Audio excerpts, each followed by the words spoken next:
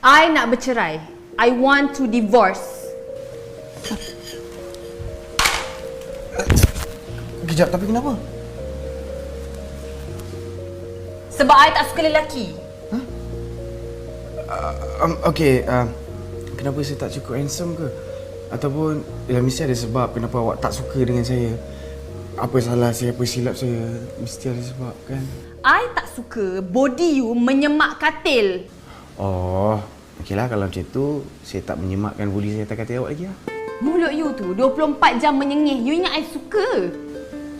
Okey, kalau macam tu saya herotkan mulut saya je ni, tak ada saya sengih ke? Tak payahlah nak buat lawak.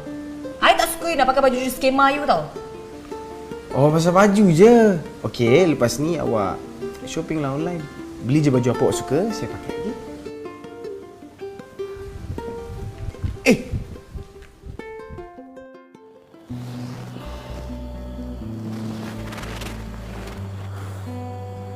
Ada apa-apa jadi ke dengan budak-budak tu?